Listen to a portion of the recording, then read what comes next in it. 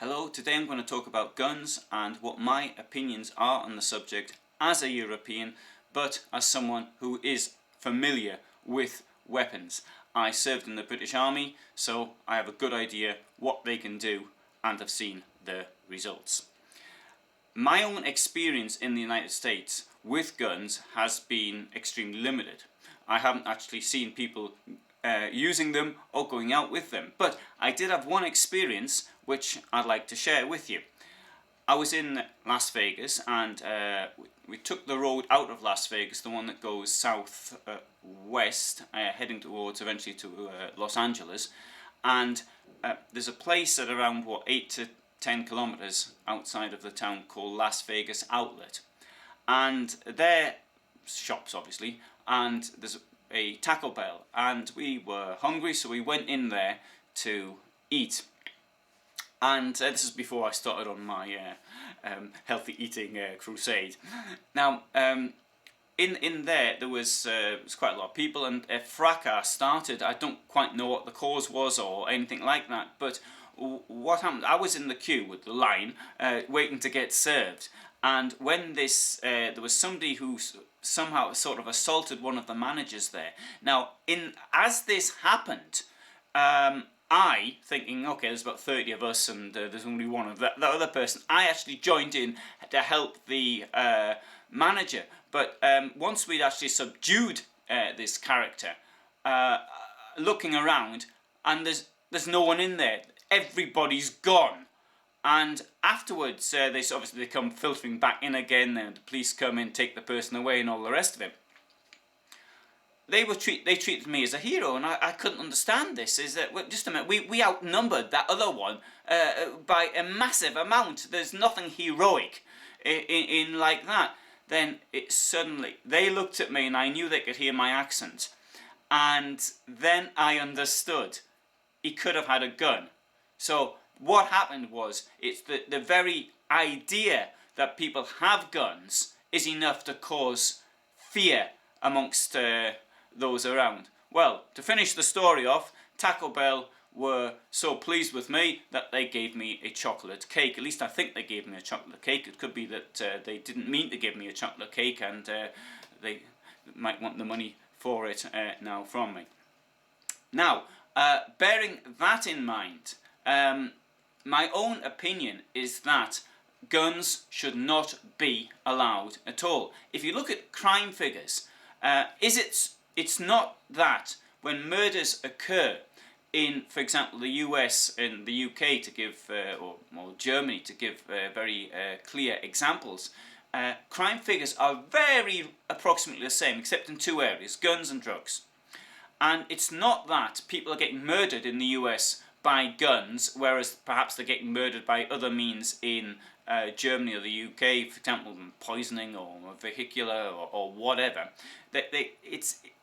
It's really out of the, it's uncomparable. Just have a look at the statistics. The next thing I think I would like to say about the subject of drugs is that guns and drugs seem to go hand in hand. Well, it stands to reason, of course. I mean, if you're in the drugs business, you need guns. I would argue that the two things are absolutely linked. Now, Americans, or some, will say it's their Second Amendment right. And I was just watching CNN now, and somebody's saying nobody is calling for the abolition of the Second Amendment. Well, I am. I think the Second Amendment should be abolished. You cannot have the right to bear arms at the same time as there is a right to life and liberty, because the second one nullifies the first one. The idea that if you have a gun yourself, you can stop crime, I don't see the evidence for it. For example, when was the Las Vegas shooting? Who took out a gun and started returning fire at the shooter? Or at the school in Florida? Who was able to do that? No one. It did not happen that way. In both cases, it was the forces of law and order who put down the shooter, either by arrest or by killing them. So, with that in mind, the next thing I'd like people to look at is the amount of accidents which happen. In the United States, there are roughly 44 cases of guns going off or of accidents with weapons for every one that is used against a housebreaker. Now, if somebody uses a gun on a housebreaker and blows them away to the next world, they have my full sympathy and I applaud them. I am absolutely for that. So don't think that I'm in any way defending the rights of criminals. I am not. But I would like to think that children and other people are safe. You know, even in my own military service, I saw things where things went wrong with guns. I was on a range once with a light machine gun, it's on a tripod. It looks like a bit like the Bren gun from, in fact it is the Bren gun, it was the Mark V. And the fired it, and there was something wrong with it, and it just kept on firing, even after I'd taken my finger off the trigger. So, okay, I kept it under control until the magazine had just gone up, everything had been fired off. But these are the sort of things that can happen, and that was in the army where things are really well looked after. I've heard of, I should say, I didn't see it, but I've heard of guns going off. You know, like with somebody coughs and a submachine gun would fire.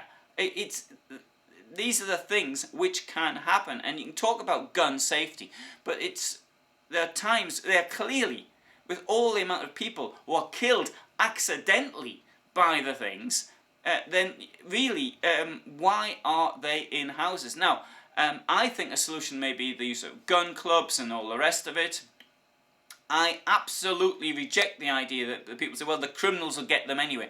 Yes, I'm sure the criminals can get them anyway, but it's not the thing you actually see in other countries so much. And that is, from where I'm speaking now, you just have to go to the border of the European Union, and on the other side of the border, there's a war going on. And I'm sure that guns can be picked up there without too much difficulty. In Ukraine, in the Donbass, a war which isn't reported very much. It was when it started, but now it seems to have lost itself out of the news cycle. Now, with that in mind, we're not being flooded here with guns from this conflict, nor are we being flooded from guns, for example, coming in from Syria or from the conflict in Libya or other places such as that. Therefore, my argument is it's not a good idea. Now, you may say, but there is a country in Europe where there are more guns per capita than in the US, and that is Switzerland. It might come as a bit of a surprise. So, how come we don't see all these gun deaths in Switzerland? How come we don't see gun deaths, for example, in Israel, where you see guns just about everywhere? I'm unable to answer those questions. But I think that the children, the 800,000 that went marching in Washington, have a point. If a policy does not work, then a new one needs to be tried. And saying, for example, that the place where gun ownership is as strict as such as Chicago, and that's where the most gun deaths occur, but it doesn't really take much effort to drive into another state and buy them. So that is what I think. And okay, I've been shooting. I like to go shooting. There's friends of mine in the US have invited me to go shooting.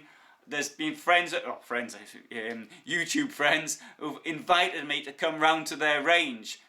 Even those who using weapons such as the FAL L1 A1 that was used in the British Army, for example. And but I like it, but we have to be realistic. And I think that the lives of children come first. That's far more important than people who just want to go shooting.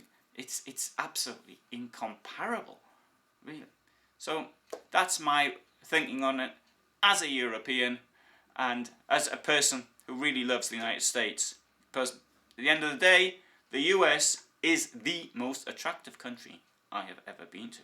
And I mean that. And I shall do a video on that subject.